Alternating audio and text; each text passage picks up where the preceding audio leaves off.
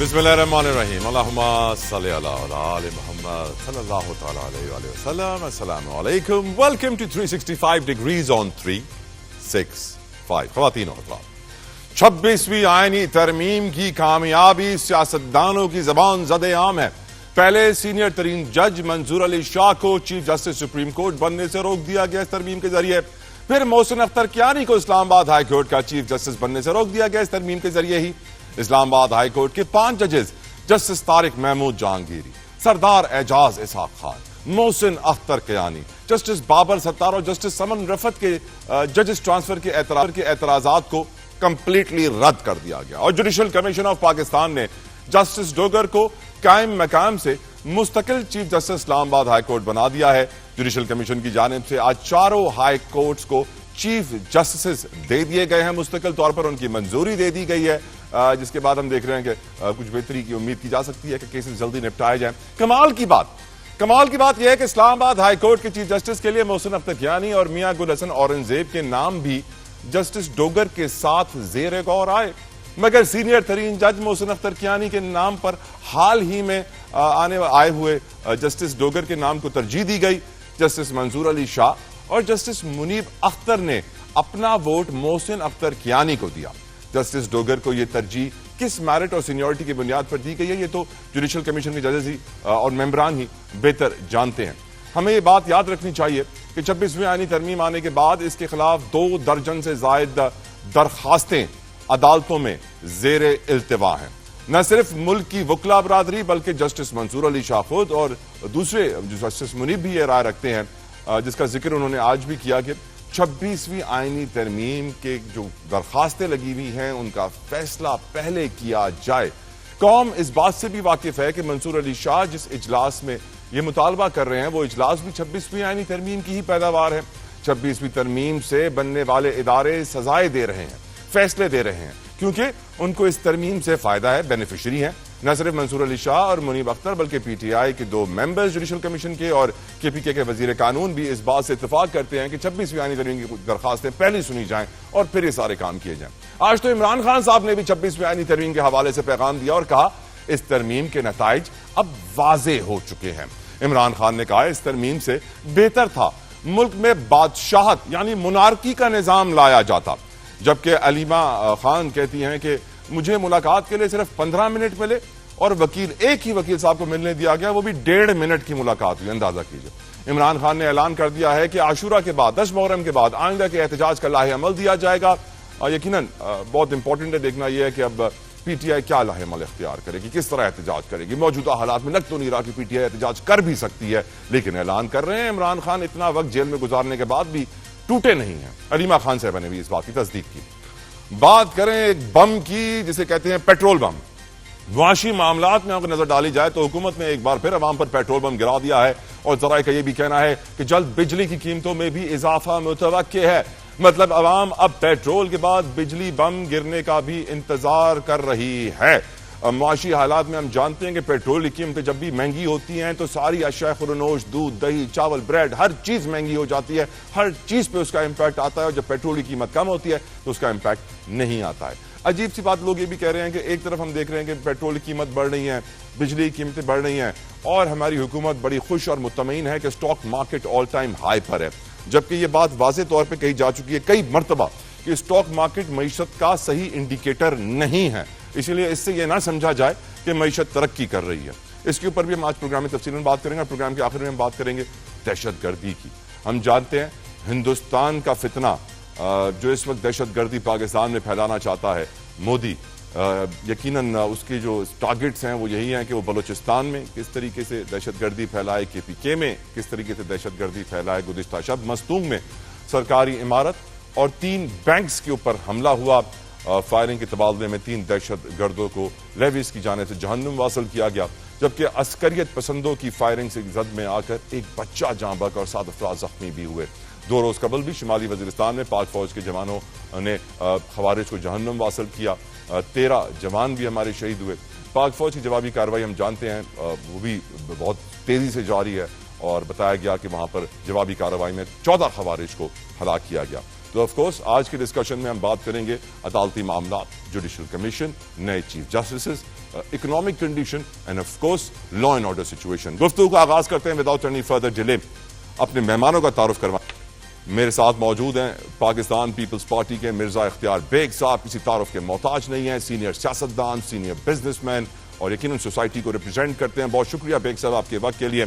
जाहिद खान साहब again a very senior politician, PMLN को represent कर रहे हैं, रूलिंग पार्टी को। जाहिद खान साहब, बेग साहब आपका शुक्रगुजार हूं। आगे चल के हमें PTI से नदीम कुरैशी साहब भी ज्वाइन करेंगे और ब्रिगेडियर अहमद सईद मिनाज साहब प्रोग्राम का हिस्सा बनेंगे, नासिर बिग चुगताई साहब प्रोग्राम का हिस्सा बनेंगे। ये बहुत कुछ होने वाला है, आप पूरा प्रोग्राम देख के ही उठिएगा। गुफ्तगू का आगाज करते हैं रूलिंग पार्टी जाहिद खान साहब से। जाहिद खान साहब, आप उन सियासतदानों में से हैं जो जिस भी जमात का साथ देते हैं सच और हक पे हमेशा खड़े रहते हैं। मैंने देखा है, आपको ऑब्जर्व किया है। जाहिद खान साहब, जब सीनियर जजेस और सीनियर वकील ये कहते हैं कि 26वीं आईनी तरमीम से जुडिशल कमीशन बना, आईनी बेंच बना, इसके खिलाफ 2 दर्जन से ज्यादा दरखास्तें हैं, उनको पहले सुना जाए और फिर जुडिशल कमीशन अपना काम करे, फिर आईनी बेंच अपना काम करे, पर देखा यह जा रहा है कि जो बेनिफिशरीज हैं 26वीं आईनी तरमीम के, वो उसके खिलाफ दरखास्तों पर समाअत होना नहीं देखना चाहते और वो नहीं चाहते कि उनके ऊपर कोई एक्शन लिया जाए। आपकी नजर में आपका ओपिनियन क्या है? क्या 26वीं आईनी तरमीम के खिलाफ जो दरखास्तें हैं पहले उनको सुनना चाहिए और फिर जुडिशल कमीशन को और आईनी बेंच को और 26वीं आईनी तरमीम को प्रॉपर्ली इंप्लीमेंट करना चाहिए? Your views on the situation, Zahid Khan साहब। Thank you. देखिए, सबसे पहले बात तो यही है कि जुडिशली इंटरप्रिटेशन तो कर सकते हैं, लेकिन आइन में अमेंडमेंट या आइन को बदल नहीं सकते हैं। करेक्ट। अगर फर्ज करें आप ये केस सुन भी ले तो इससे ज्यादा से ज्यादा ये नहीं कर सकते, ये कर सकते कि पार्लियामेंट को रिक्वेस्ट कर सकते कि आप इस पर गौर कर लें। इसके अलावा तो और कोई चारा उनके पास नहीं है, क्योंकि हमारे आईनी पाकिस्तान में यही है कि इसमें सिर्फ और सिर्फ इख्तियार पार्लियामेंट को है। पार्लियामेंट ने तब्दीली की, उस वक्त जब तब्दीली हो 26 अमेंडमेंट हो रहा था, तो उसमें से जो हमारे अपोजिशन है उन्हें बाइकआउट किया। बाइकआउट नहीं करना चाहिए था, उनको अपोज करना चाहिए था। कुछ चीज तो सामने आती, उन्हें बाइकआउट कर दिया। बाइकआउट करने के बाद जब एक अमेंडमेंट बन के आ गई तो जाहिर है कि आइन के अंदर एक आर्टिकल मौजूद है या आइन के अंदर अमेंडमेंट मौजूद है 26वीं आइन, तो उसके मुताबिक कोर्ट फैसले करेंगे और जजेस आगे चलेंगे। मैं इससे कतई नजर के सही है या गलत है उसमें नहीं जाते, लेकिन ये इख्तियार पार्लियामेंट के पास है कि वो जिस तरह मर्जी कानून पास करे। देखिए, इससे पहले भी होते रहे, ये नहीं है कि ये नया कोई बात है। आपने देखा पहले भी जब PTI की हुकूमत थी तो आधे घंटे में 35 बिल पास किए गए थे। तो ये चीजें तो है, क्योंकि पार्लियामेंट को ये इख्तियार अवाम देते हैं और ये जो 25 करोड़ अवाम है इनका इख्तियार फिर उनके पास होते हैं, फिर आइन में अमेंडमेंट वो करते हैं। इस आइन में तो आपको मालूम होगा कि इसी जो हमारी जुडिशली है उन्हें डिक्टेटरों को भी इख्तियार दिया था, हालांकि ये इख्तियार उनके पास नहीं था कि वो आइन में अमेंडमेंट कर सकते थे, लेकिन किया है। अब इस वक्त ये लंगड़ी लूड़ी जो जमहूरियत जिसको हम कहते हैं वो मौजूद है। मैं भी बोल सकता हूँ, आप भी बोल सकते हैं, तनकीद भी हम कर सकते हैं, फैसले के ऊपर भी तनकीद करते, चीजों के ऊपर भी बात करते। तो मेरे ख्याल में आहिस्ता आहिस्ता ये सारी चीजें ठीक होते जाएंगे। अगर ये प्रोसेस चलेगा तो मेरे ख्याल में ये आगे आप जिस चीज के खदशात करते हैं, मैं तो 40 साल से सियासत कर रहा हूँ, इस मुल्क के अंदर यही चीजें होते रही है। इससे पहले तो ऐसे भी हुए कि आइन में जजेस ने तकरीबन बंदियाल का अगर 63A का तशरीह क्या किया, उसने आइन में अमेंडमेंट कर दी, तो वो तो किसी के पास इख्तियार नहीं है, ये तो सिर्फ पार्लियामेंट के पास है। तो हम समझते हैं कि बजा के अगर अपोजिशन को इस पर इतराज है या वो के सुनना भी चाहे तो सुनने के बाद तो वो अमेंडमेंट को वो कर नहीं सकते हैं, उसको मुअत्तल नहीं कर सकते, उसको सिर्फ ये कह सकते कि भी रिक्वेस्ट करते वापस। हाँ, रिक्वेस्ट कर सकते, कुछ और भी नहीं, कोई हुक्म नहीं दे सकते। पार्लियामेंट को रिक्वेस्ट कर सकते। वही खान साहब वही था ना कि वैलिडेशन फ्रॉम द जुडिशरी, कि जुडिशरी इस बात की तस्दीक कर दे कि पार्लियामेंट में जो कानून साजी की है वो आइन और कानून के मुताबिक ही की है, क्योंकि ऑफकोर्स आइन और कानून की सर्टेन लिमिट्स हैं जिसके अंदर रह के पार्लियामेंटेरियंस को कानून साजी करनी है। बेग साहब की तरफ जाने दीजिएगा खान साहब। बेग साहब, आपकी नजर में क्या 26वीं आईनी तरमीम ने अपना टारगेट अचीव कर लिया? एक आम आदमी यह समझता है कि 26वीं आईनी तरमीम इसलिए आई थी कि इमरान खान को जो ये हक में जो जजेस फैसले कर रहे थे उनको जरा सही करना था, टाइट करना था, और फिर हमने देखा कि उन जजेस ने बड़े खत भी लिखे, एतराजात भी किए, लेकिन किसी ने उनके ऊपर कान नहीं धरे। वो सिर्फ यही कह रहे हैं मंसूर अली शाह साहब कि 26वीं आईनी तरमीम के खिलाफ जो 2 दर्जन दरखास्तें हैं उनको पहले सुन लीजिए और फिर 26वीं आईनी तरमीम से बनने वाले इदारे अपना काम करें, which is quite reasonable sir. क्या वजह है कि हुकूमत डर रही है 26वीं आईनी तरमीम के खिलाफ दरखास्तों को की समाअत होने से? सर देखिए, 26वीं आईनी तरमीम में जो टाइम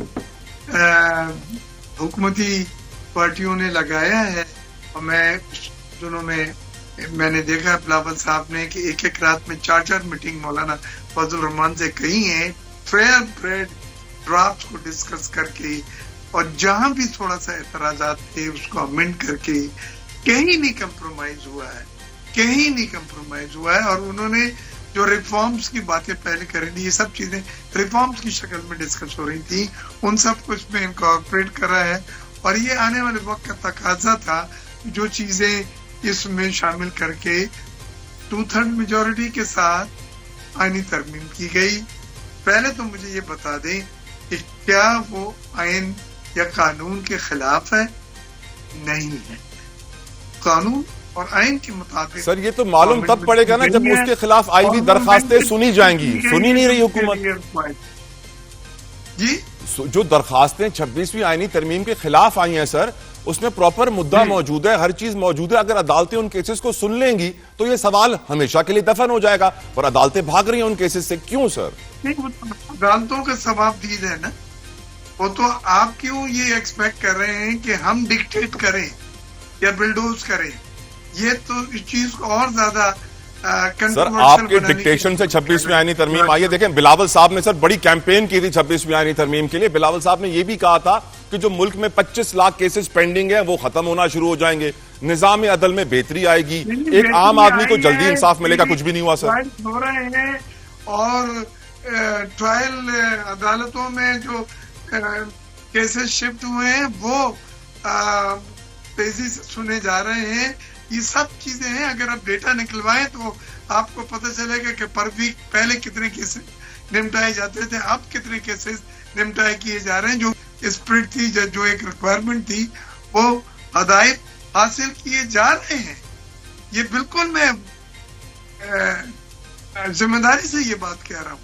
तो मैं समझता हूँ कि 26वीं आईनी तरमीम जो पास हो गई और वो तमाम आईनी तकाजे और कानूनी तकाजों को पूरा करके हुई, और वो तमाम रिफॉर्म जो करना चाहते थे वो उसमें इनकॉप करके अब उसके नताइज पूरे तो हमें अभी नहीं मिले, लेकिन बहुत हद तक आपको जो केसेस की पेंडेंसी थी, जो ट्रायल में ताखिरें होती थी और जो लोड था, वो तमाम चीजें एड्रेस हुई है। आप डेटा निकाल के सर ये भी एड्रेस हुआ है। बेग साहब, हाई कोर्ट के जज ने खत भी लिखा है अपने चीफ जस्टिस को कि अदालत के कॉरिडोर्स में अदालती स्टाफ रिश्वत ले रहा है, और फिर ये देखा गया कि अदालतों से सीसीटीवी कैमरा ही गायब कर दिए गए, या न कि उन लोगों के खिलाफ कार्रवाई होती जो रिश्वत ले रहे थे। सैड स्टेट ऑफ अफेयर्स है हमारी अदालतों के। I will come back to you Beg साहब। अलाउ मी, नदीम कुरैशी साहब ने मुझे ज्वाइन किया है फ्रॉम पीटीआई। कुरैशी साहब, thank you for your time. Qureshi साहब, आज इमरान खान कहते हैं कि 26वीं आईनी तरमीम के नताइज सामने नजर आ रहे हैं और अब 27वीं तरमीम की तैयारी है। बिस्मिल्लाहिर्रहमानिर्रहीम। बहुत शुक्रिया जदोई साहब। देखिए, 26वीं आईनी तरमीम जो है ना, नहीं, पीटीआई के सितारे बड़े गर्दिश में हैं कुरैशी साहब आजकल, उनकी मुश्किलात कम होने का नाम नहीं ले रही। अब आपकी आवाज वापस आ गई है, कंटिन्यू प्लीज। देखिए, मैं आपसे गुजारिश करता हूँ, 26वीं आईनी तरमीम पाकिस्तान के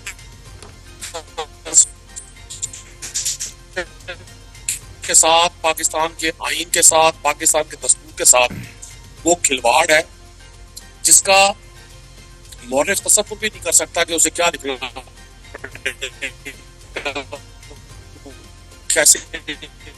नहीं नदीम साहब, आपकी आवाज बहुत डिस्टर्ब आ रही है, आपकी इंटरनेट कनेक्शन डिस्टर्ब है जी। I would come back to you जैसी वो फिक्स होती है। अच्छा, एक बात जो आज इमरान खान साहब ने कही है, जाहिद खान साहब आपकी तरफ वो बात लेकर आता हूं। इमरान खान साहब कहते हैं कि पाकिस्तान में बेहतर था कि बादशाहत का निजाम आ जाए। वैसे देखा जाए तो जाहिद साहब, जिन मुसलमान मुल्कों में बादशाहत मोनार्की है उन्होंने तो बड़ी तरक्की की है। मुत्तहिदा अरब अमारात हो, सऊदी अरब हो, कुवैत हो, ओमान हो, जहां जहां बादशाही निजाम है वहां तो बड़ी बेहतरी आ रही है। तो मैं ये सोच रहा हूं कि क्या बुराई है इसमें कि पाकिस्तान में बादशाहत आ ही जाए। अगर पाकिस्तान में बादशाहत आती है तो बादशाह कौन बनेगा जाहिद खान साहब? ऐसा है कि मुझे अब बता दे, बादशाहत जो भी पसंद करता है, क्या बादशाहत में जिस तरह आप और मैं बोल रहे हैं हम तो बोल सकते हैं, बादशाहत में ये नहीं बोल सकते। तरक्की करते या नहीं करते वो तो अंदर इस पॉइंट के ऊपर मैं कहूंगा सर, दिलों का हाल तो सिर्फ अल्लाह ही जानता है। हाँ, वही तो मैं बात कर रहा हूँ ना। मैं यही कहता हूँ कि देखिए ना, इस वक्त जो मैं पहले फिर वो बात कहता हूँ कि जिसको हम एक बेकार किस्म की डेमोक्रेसी कहते हैं, तब भी उसमें तो लोग अपनी मर्जी के आवाज से बात तो कर सकता है ना, जबान से तो बात कर सकते हैं। अगर ये नहीं हो तो डिक्टेटरशिप में या बादशाहत दोनों तकरीबन एक ही चीज है, कोई फर्क नहीं है। तो हम समझते हैं कि जी इस वक्त जो सूरत हाल है ये बेहतर है उन अवकात से जिसमें इस मुल्क के अंदर डिक्टेटरशिप रहा। मैं पता नहीं आपकी कितनी उम्र है, मैंने तो ये सारे देखे। मैं तो 68 में अयूब खान के खिलाफ 5वीं जमात में पढ़ रहा था जब हमने उसके खिलाफ जुलूस निकाला था और उन्होंने 5वीं जमात के बच्चे को जेल में डाल दिया था। तो ये एक इस मुल्क का तो तारीख है ना, इसमें तो आप इनकार नहीं कर सकते। सर बच्चों को तो अभी पीटीआई को उठाने के चक्कर में ही बच्चों को जेलों में डाला गया था, तो कुछ बदला तो नहीं है सर? नहीं, देखिए जी, मेरे ख्याल में अगर आपके सामने कुछ ऐसा है तो ये बिल्कुल गलत है। हम तो बच्चों के प्योर में है नहीं कि जी बच्चों को जेलों में डाल दे। लेकिन अगर कोई है, मुझे तो नहीं पता, आपने कह दिया, आप बेहतर समझते होंगे। लेकिन मैंने आपको तो एक मिसाल दिया ना कि उस डिक्टेटर में और जमहूरियत में फर्क है। देखिए, आपने देखा कि कितने जलसे जुलूस हुए, मुजाहिरे अब देखे ना, एक मुजाहिरा मैं अपने लिए पसंद करता हूँ तो दूसरे के लिए वो बुरा समझता हूँ। जब मैं इस्लामाबाद पे चढ़ाई करता हूँ तो मैं कहता हूँ मैं ठीक करता हूँ। जब मैं दूसरी पार्टी पेशावर में निकलती है करप्शन के खिलाफ, वो फिर आप उसको शिलिंग भी करते हो, उसको जेलों में भी डालता हो, तो वो बेहतर है। तो ये हम लोगों में, हमारे जहनियतों में फर्क आ चुका है। हम एक चीज जो अपने लिए पसंद करते हैं वो दूसरे के लिए पसंद नहीं करते। जबकि हमारा दीन हमें सिखाता है कि वही पसंद करो सबके लिए जो अपने लिए पसंद करते हो। कुरैशी साहब से दोबारा मेरा राब्ता बहाल हो गया। कुरैशी साहब प्लीज अपनी बात भी कंप्लीट कीजिएगा। I think the technical glitch is still there. Same question goes to you Beg साहब, योर व्यूज ऑन इट। आ गई सॉरी बेग साहब, कुरैशी साहब की बात आ जाए फिर मैं आपकी तरफ आ रहा हूँ। जी कुरैशी साहब कंटिन्यू। हमारा ये जी कुरैशी साहब कंटिन्यू प्लीज। हमारे लिए लम्हा फिक्री है एक ऐसी सरकार को जो आज पाकिस्तान पे उनको लोगों से मनवाने के लिए पूरे आइन का हुलिया बिगाड़ा दिया गया। आई एम सॉरी कुरैशी साहब, आपका इंटरनेट बिगड़ गया है फिलहाल, तो मैं यही सवाल अब बेग साहब की तरफ ले जाता हूँ। बेग साहब, बादशाहत मुनारकी दुनिया में कामयाब भी है, मुनारकी को इतना बुरा हमें नहीं समझना चाहिए जितना हम इस वक्त समझ रहे हैं। आपका व्यू इसके ऊपर बेग साहब? मैं आपसे बहुत रिस्पेक्ट के साथ डिसएग्री करूंगा। मेरे नजदीक कमजोर से कमजोर जमहूरियत जो है वो बादशाहत से बेहतर है, और उसकी वजह यह है कि बादशाहत में एक शख्स का ऑर्डर चलता है, एक शख्स का निजाम चलता है, और वो काले सफेद का मालिक होता है। चाहे उसमें इंसानी हुकूक आते हों तो उसके लिए कोई अहमियत नहीं है, और मॉरल वैल्यूज और किसी भी चीज को जो उसको अच्छा लगेगा वो फैसला करेगा। लेकिन जमहूरियत में आइन होता है, आइन आपको एक दस्तूर देता है, आइन एक तरीकेकार देता है जिसके तहत आपने उस मुल्क को लेके चलना है। और दुनिया के मुहज़्ज़ब मुल्कों में जहां ना मुनारकी थी, जहां बादशाहत थी, बहुत सारी जगहों पे वो खत्म होके जमहूरियत आ गई है। अगर पूरी जमहूरियत नहीं आई है तो सेमी डेमोक्रेटिक निजाम आ गया है और लोग अब उसी की तरफ जा रहे हैं। तो खुदारा आप दोबारा मुनारकी है। मैं कौमी असम्बली का रुकन हूँ, पार्लियामेंट का हिस्सा हूँ। कमेटीज बजट में हमने देखा है जो फैसले कैसे हमने कराए, जो मेरिट पे कराए हैं, और हमारी आवाज है, उसकी एक अहमियत है, एक मायने है। I have to take a break. I have to take a break, sir, with your permission. Beg साहब, मैं आपका शुक्रिया अदा करना चाहता हूँ। खान साहब, आपका भी बेहद मशकूर हूँ, शुक्रगुजार हूँ आपके वक्त के लिए। कुरैशी साहब, आई एम सॉरी, आपके सितारे पीटीआई की तरह गर्दिश में है, आपका कमजोर रहता है, इसकी वजह से आप गुफ्तगू हम तक इस तरह नहीं पहुंची। जिंदगी के 45 साल सहाफत को देने के बाद आज नासिर बेग चुगताई साहब सहाफत में कुछ ज्यादा एक्टिव नजर नहीं आते हैं। हैं वो मेरे उस्ताद, और मैंने बहुत कुछ उनसे सीखा और आज भी उनसे सीख रहा हूं, और ये मेरी बड़ी खुशकिस्मती है कि वो आज मेरे शो का हिस्सा बन रहे हैं, मेरे साथ मौजूद हैं नासिर बेग चुगताई AKA NBC। अस्सलाम वालेकुम, बहुत शुक्रिया सर आपके वक्त के लिए, जज़ाकल्लाह खैर, it's honour to have you on the show. बहुत शुक्रिया चुगताई साहब, पहला सवाल आपसे सियासत पे। चुगताई साहब, सियासी माहौल बहुत लोग कहते हैं कि जितनी मेहनत मौजूदा हुकूमत ने इमरान खान और PTI के पैकअप में की है, अगर पाकिस्तान के कर्जे निपटाने में की होती तो शायद हम कर्जों से निजात पा चुके होते। इमरान खान कहते हैं कि आज जमहूरियत से बेहतर है, इस 26वीं आईनी तरमीम और अदालतों से बेहतर है मुल्क में बादशाहत होती। आपका नजरिया मौजूदा सियासत पे, और क्या आप समझते हैं कि कमजोर डेमोक्रेसी से एक ताकतवर मोनार्की बेहतर है? नासिर बेग चुगताई साहब। अरे तलहा, ये जो बहस है ना, ये आज की नहीं है। करेक्ट। ये गुलाम मोहम्मद के दौर से हो रही है। जब गुलाम मोहम्मद ने पहली असेंबली तोड़ी और चीफ जस्टिस ने उनका साथ दिया आइन तोड़ने में, असेंबली तोड़ने में, तो ये फलसफा था। और अगर मैं ये कहूँ कि यही फलसफा मुल्क को खा गया, बर्बाद कर गया। पहली असेंबली तोड़ना, पहले प्राइम मिनिस्टर ख्वाजा निजामुद्दीन को बरतरफ करना, पहले स्पीकर मौलवी तमीजुद्दीन खान को घर भेजना। तारीख पढ़ लेता हूँ मैं कभी कभी, तो अंदाज़ा होता है कितना बड़ा जुर्म था वो। और क्योंकि हमने उन मुजरिमों को सज़ा नहीं दी, उनको पाल के रखा, उन्हें किताबें लिखने दी हमने, उनको बड़ा हीरो बना के रखा। तो आज आप मुझसे सवाल कर रहा है कि मोनार्की बेहतर है या बुरी जमहूरियत बेहतर है? दुनिया का उसूल तो भाई ये है कि बद से बदतरीन जमहूरियत भी बेहतर है बादशाहत से। बद से बदतरीन जमहूरियत बादशाहत से बेहतर है। और ये दुनिया कहती है, मैं नहीं कहता, मुमकिन है मेरा अपना ख्याल हो, लेकिन टू बी वेरी फ्रैंक, इस मुल्क पर बादशाहत रही है। 10 साल रही, 11 साल रही, 9 साल रही। जनरल अयूब खान रहे, जनरल ज़ियाउल हक रहे जिन्होंने तबाह किया पाकिस्तान को, और जनरल मुशर्रफ रहे जिन्होंने पाकिस्तान के आइन को इस तरह तोड़ा कि लगा नहीं तोड़ के उन्होंने तोड़ दिया, एबियंस में डाल दिया। तो बादशाह तो रही, क्या हो गया? क्या फ़ायदा हो गया मुल्क का, मुल्क के अवाम का? क्या गरीब तो गरीब तर हो गया। अभी तक हम एक स्लाइड के मूड में, स्लाइड हो रही है, आज भी हो रही है। मैं आज की तारीफ हरगिज़ नहीं करूँगा। मुझे तो आज ये बुरा लग रहा है कि पाकिस्तान पीपल्स पार्टी जैसी जमात, जुल्फ़िकार अली भुट्टो की जमात, बेनज़ीर भुट्टो की जमात, आज कहाँ जाकर कंप्रोमाइज़ कर रही है। बस इसके बाद फुल स्टॉप। और नून लीग के पे कुछ नहीं कहा आपने, उनकी तारीफ नहीं की सर आपने। देखिए नून लीग, देखिए सॉरी, नून लीग का कोई कसूर नहीं है। कोई कसूर नहीं। नून लीग की जो काबिलियत है, जो अहलियत है, जहाँ उसका जन्म हुआ है, वो उसके मुताबिक काम कर रही है ना। जनरल जिलानी का नाम सुना होगा, उन्होंने इंकशाफ किया था एक बहुत टैलेंटेड लड़के का जिसका नाम नवाज शरीफ था, और उसकी उंगली पकड़ के ज़ियाउल हक के हवाले किया गया था। Through out 11 years Nawaz Sharif साहब, शहबाज शरीफ साहब सब बड़े एक्टिव रहे और बहुत अच्छे तरीके से साथ दिया उन्होंने नवाज शरीफ को। नवाज शरीफ ने उनका भी साथ दिया।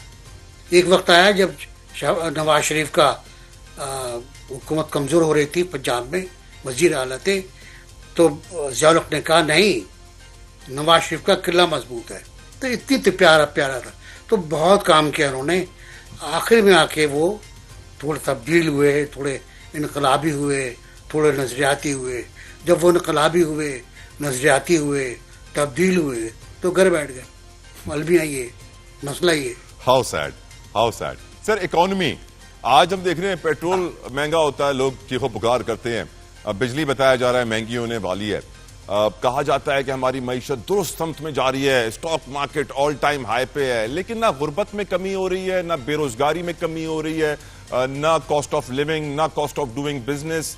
देखा जाए तो हमारे कर्जे भी बढ़ रहे हैं। आप इकोनॉमी की हालत कैसे देखते हैं? क्या आप समझते हैं हम इकोनॉमिक हिटमैन का शिकार हो गए, जिसका जिक्र जॉन पर्किंस ने किया था? हाँ, पिक्चर की भी है। मैं कह रहा था कि खान साहब के ज़माने में मेरी मुलाकातें उनसे बहुत हुई हैं। शायद पहले इंटरव्यू उनका मैंने ही किया था 1993-94 में। जब शौकत खाना लाहौर बन रहा था, उसके छोटे से कमरे में मैंने इंटरव्यू किया था। मैं उस वक्त गैर मुल्की सहाफ़ी था उस ज़माने में। तो उनके दौर में भी मैंने यही कहा टीवी पर कि हमारे सामने बहुत ही खुशनुमा तस्वीरें हैं, बहुत शानदार ड्राइंग्स हैं, बेहतरीन पेंटिंग्स हैं, जिससे इत्मीनान तो हो रहा है, पेट नहीं भरा मेरा। मेरे मोहल्ले का गरीब, मेरा ड्राइवर, मेरी मेड, मेरे मोहल्ले में काम करने वाले मजदूर, मैं खुद और दूसरे लोग इस काबिल नहीं हैं कि वो एक दूसरे को सपोर्ट कर सकें या खुद पेट भर के खा सकें। ये खान साहब के दौर की बात है। और उस वक्त कहा जाता था वजीर, कितने वजीर तब्दील हुए खजाना के, 1 2 3 4 5, सब ये कहते थे कि जी बहुत बेहतरीन काम हो गया। मैं आदाद शुमार वाला जो था खातून, उनकी रिपोर्ट आती थी, वो आज भी हो रहा है। आज भी ये तो खुदा का शुक्र अदा करें आप, तलहा कि इन्होंने ये नहीं कहा कि महंगाई की शरह 0 हो गई। उन्हें कहने वाले थे, रुक गए, पता नहीं किसी पढ़े लिखे ने रोक दिया कि महंगाई की शरह 0 होने वाली है। तो फिर हमें सब्जी वाला जो था वो सब्जी फ्री में दिया करता, पैसे भी देता हमको बाद में। तो मईशत की वही हालत है। मईशत की जितने भी आप तारीफ कर लें मैं कबूल कर लूँगा, अगर मेरे लोग, मेरे जानने वाले, मेरे चाहने वाले मजदूर, मुलाजिम पेशा बाइक पे सुरजानी टाउन से, आपको पता है कराची कहाँ, सुरजानी टाउन से टावर जाने वाला आदमी अगर वो मुतमईन हो जाएगा तो बेहतर है, मैं भी खुश हो जाऊंगा। लेकिन जब वो सुरजानी जाने वाला आदमी पेट्रोल में 300-400 रुपए रोज खर्च करेगा तो क्या खाएगा वो? बिल्कुल ठीक। अगला सवाल चुगताई साहब, अब बलूचिस्तान के शहर मस्तूम में हमने फितनतुल हिंदुस्तान का एक और हमला देखा, उनके दहशतगर्दों का, और यकीनन एक बार नहीं कई बार। ये लॉ एंड ऑर्डर सिचुएशन का मसला आपकी नजर में कैसे हल हो सकता है? किस तरह हम अपने मुल्क से दहशतगर्दी का खात्मा कर सकते हैं चुगताई साहब? देखिए, राहिल शरीफ साहब से मेरी कई बार मुलाकात हुई और वही वाज वेरी असर्टिव, और शायद आपको पता हो कि उन्होंने टेररिज्म के खिलाफ एयरफोर्स भी इस्तेमाल की है, F-16 भी इस्तेमाल किए उन्होंने, और उसके बाद टेररिज्म ख़त्म हो गया था। मैं कहानी में जाना चाहता, उसके बाद ख़त्म हो गया टेररिज्म, ज़रब अज़ब भी ख़त्म हो गई, रद्द फसाद आ गई। अब रद्द फसाद जब आई तो मैंने उस वक्त कहा था कि why Zarb Azab is finished, why you are introducing Radd Fasaad. तो मुझसे कहा कि नहीं, ख़त्म हो गया टेररिज्म, अब फसाद रह गया है, हमें उसे ख़त्म करना है। लेकिन उसी आड़ में बहुत से लोग बाहर आए, बाहर से अंदर आए और अंदर से रिहा हो गए। वो जब रिहा हुए तो उन्हें फिर मचा दी क़यामत, जो KPP भी हुई और ज़्यादातर बलूचिस्तान में। और बलूचिस्तान में मुझे याद है शर्म शेख में प्राइम मिनिस्टर यूसुफ गिलानी ने मनमोहन सिंह को, बहुत प्यारे आदमी थे, उनको एक फाइल पेश की 2000 का ऑन बलूचिस्तान। मनमोहन ने बैठे देख पढ़ा कि पॉसिबल, उन्होंने कहा लुक एट हिम, उनका no I will go and talk. जब मनमोहन 3 चीज़ों पर गए थे वापस हिंदुस्तान, एक बलूचिस्तान, एक सियाचिन, एक सर क्रीक, और 3 ऊपर उनको डांट दिया गया, जस्ट शट अप, आप कौन है बात करने वाले इसके ऊपर। तो मनमोहन, फिल्म भी आके आई थी द एक्सीडेंटल प्राइम मिनिस्टर, बड़ा आदमी था, बड़ा खूबसूरत आदमी था, बहुत नफासत से। ऑपरेशन बनियानुल मरसूस की कामयाबी के बाद नरेंद्र सिंह मोदी की बड़ी बेइज्जती हुई, भारतीय फौज की बड़ी बेइज्जती हुई, राफेल तैयारों की और उस कंपनी की जो बनाती है उनकी बड़ी बेइज्जती हुई। और इस खिफत को मिटाने के लिए इस वक्त फितनतुल हिंदुस्तान अपनी कार्रवाइयां पाकिस्तान में दहशतगर्दी की बढ़ा रहा है। इस पर गुफ्तगू करेंगे। मेरे साथ मौजूद हैं ब्रिगेडियर रिटायर्ड अहमद सईद मिन्हाज साहब। ब्रिगेडियर साहब, thank you so very much for your precious time, जज़ाकल्लाह खैर। अस्सलाम वालेकुम। ब्रिगेडियर साहब, हमारी फौज किस तरह मुकाबला कर रही है फितनतुल हिंदुस्तान का, क्योंकि भारत अपनी बेइज्जती का बदला लेने के लिए पाकिस्तान में दहशतगर्दी करना चाह रहा है। मस्तूंग में हमने इंतहाई अफसोसनाक वाकया देखा, KPK में चाहे बन्नू हो, दूसरे इलाके हो कबायली, वहां आए रोज वाकयात रूनुमा हो रहे हैं। मैं चाहूंगा आप इसके ऊपर रोशनी डालिए ब्रिगेडियर साहब। जी बिल्कुल, थोड़ा सा बैकग्राउंड उसका ले लेते हैं कि ऐसा क्या हुआ कि मोदी जो है वो बाज नहीं आ रहा है। इसको इलेक्शन 2024 की अगर आप ले लें तो वहां पर 543 लोकसभा की जो सीटें थी उसमें उन्होंने नारा था उसका कि अब की बार 400 पार, तो 400 क्या पार होने थे वो 240 के ऊपर आके ठुस कर गया। और अब उसको जो बीजेपी हिंदुत्व आइडियोलॉजी और एंटी मुस्लिम और एंटी जो माइनॉरिटीज का सारा गेम था वो सारा बिगड़ गया था। तो लिहाजा उसने ऑपरेशन ये जो ऑपरेशन सिंदूर है इसका सहारा लिया और अब किया। लेकिन जिस तरह से उसको मार पड़ी आपने बिल्कुल ठीक कहा, उसके बाद से इतनी मिसहैंडलिंग हुई है मोदी से कि वो बिल्कुल आइसोलेशन के शिकार है।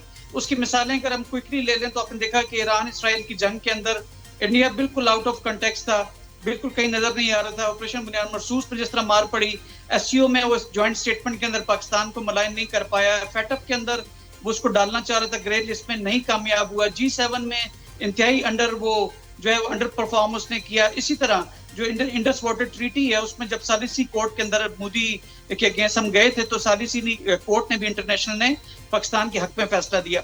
अब इन तमाम चीजों को देखते हुए मोदी के पास कोई ऑप्शन नहीं है मसवा इसके कि पाकिस्तान के अंदर दोबारा कोई इस तरह की हरकत करे। और ये समझा जा रहा है कि ऑपरेशन सिंदूर पार्ट 2 जो है वो शायद बिल्कुल राइप है इस पर इंडिया की जानिब से। इस सिलसिले के अंदर अगर देखें तो वेस्ट ईस्टर्न बॉर्डर की जानिब से काफी थ्रेटनिंग स्टेटमेंट्स भी आ रही हैं और उनकी फौजें भी मूव कर रही हैं, जबकि वेस्टर्न बॉर्डर के ऊपर जो फितनतुल हिंदुस्तान और फितनतुल खारिज हैं, इनके जो स्लीपर सेल्स हैं बेसिकली उनको अलाइव करके पाकिस्तान में जो है दोबारा दहशतगर्दी के लिए।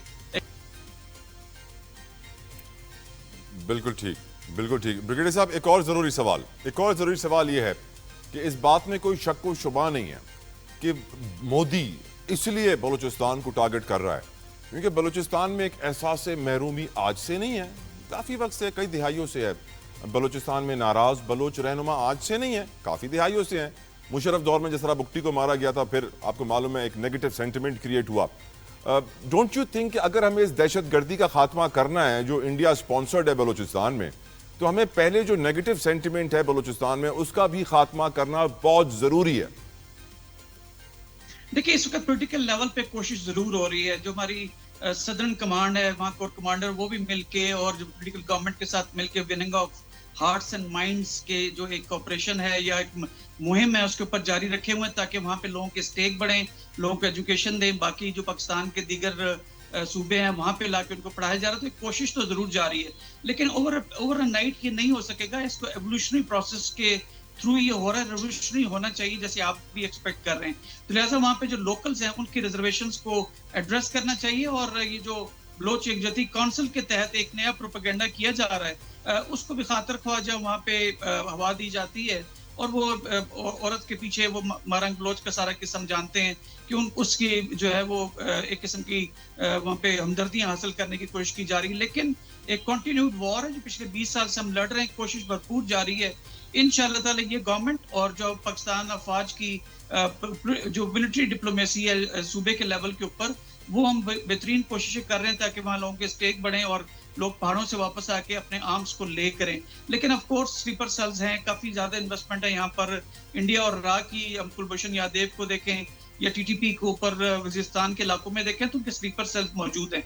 तो इन तमाम चीजों को सामने रखते हुए ओवरनाइट नहीं होगा, लेकिन इंशाअल्लाह ताला फतह हमारी होगी। और इस सिलसिले के अंदर फील्ड मार्शल साहब ने अभी नेवी की जो मिडशिपमैन की पासिंग आउट परेड थी उसके अंदर दोबारा ये रिजॉल्व को शो किया था। तो लिहाजा हमारी कोशिशें जारी हैं। टू फ्रंट वॉर के लिए हम वक्त तैयार हैं, स्पेशली जो लो इंटेंसिटी कॉन्फ्लिक्ट है टेररिज्म की सूरत में, उसके लिए भी हम वक्त तैयार हैं। शहादतें हम लोग दे रहे हैं, लेकिन इंशाअल्लाह ताला वो दिन आएगा और वो दूर नहीं है ज्यादा कि जब हम इस दहशतगर्दी की अफरियत को पाकिस्तान से निकाल के बाहर फेंकेंगे। आमीन आमीन आमीन। बहुत बहुत शुक्रिया ब्रिगेडियर रिटायर्ड अहमद सईद मिनाज साहब आपके कीमती वक्त के लिए। अब यही कहूँगा कि बलूचिस्तान में जो हमारी कमजोरियाँ हैं उनको दूर करना बहुत ज़रूरी है। ग्वादर में पीने के साफ पानी की किल्लत है।